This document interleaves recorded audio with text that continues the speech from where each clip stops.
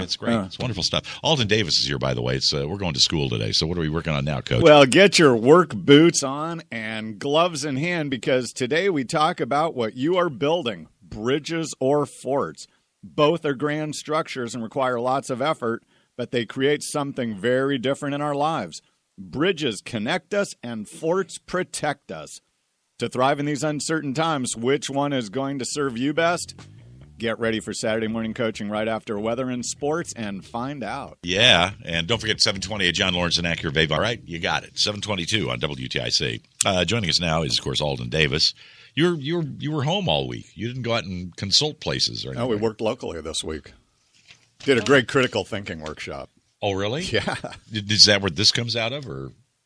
No, this comes out of yes, it had its roots there. Okay. Well, here, ladies and gentlemen, our coaching session for this marvelous June 7th, 2014, Alden Davis. Well, what a great day to be together, to encourage each other, to support each other, reaching maximum success. For those of you new to our Star Power coaching process, it's based on a 5-point model combining attitude, appearance, abilities, associations, and accountability, all designed for action. You can get a copy at myvaluetree.com. Today, we step back and look at the model in total and ask, what are you building with your daily efforts? Are you building bridges or forts? If you want to reach maximum success in life, then today is the day to focus on what you're building. Are you a boundary spanner or a turf protector, a bridge or a fort?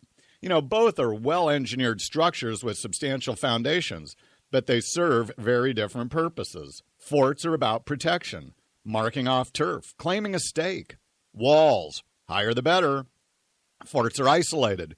You retreat into the fort. You bunker down. You take shots from the safety of its walls. You resist. You work hard at holding on to what you have. Does any of this sound familiar?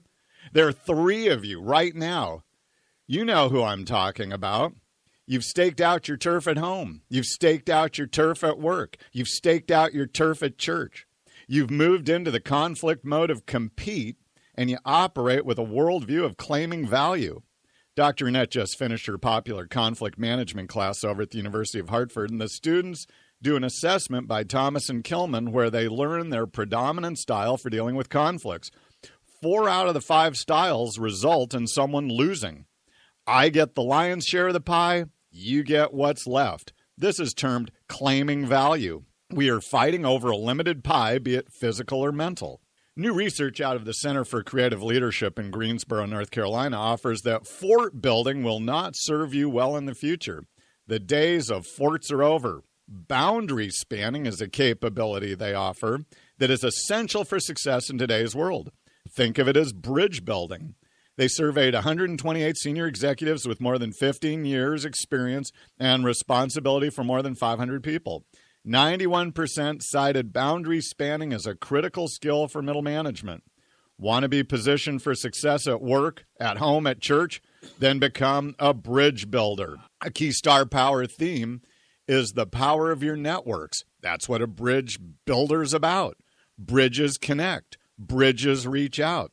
Bridges open the way to easy movement and give access to more people. Bridges allow us to step out. Bridges are built when I feel secure, or at least if I believe the benefits outweigh the risks of being connected.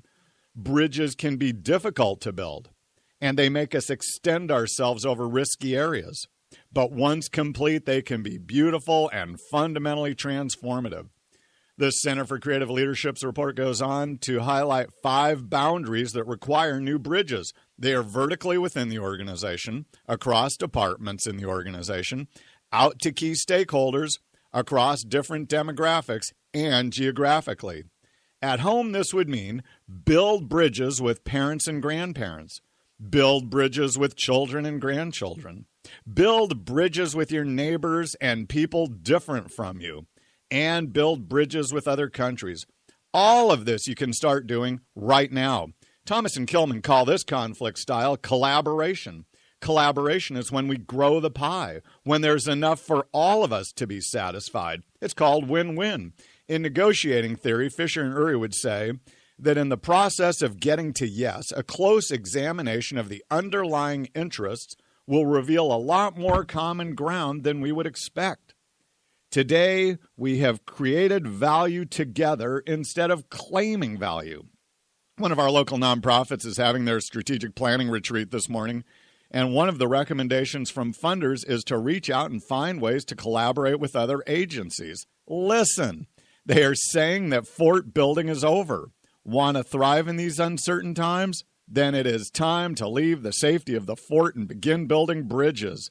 It can be as easy as playing golf with someone from another department. The 5 steps to get you out of the fort are as simple as 1, let go. You ever squeeze an ice cube? The tighter you squeeze it, the faster it disappears. Let go of your hard-won battles and consider that the world has moved on and times have changed. 2, start sharing. As one of the guys in North Carolina recently said, you got to share your acorns. That means everybody putting all their information on the table.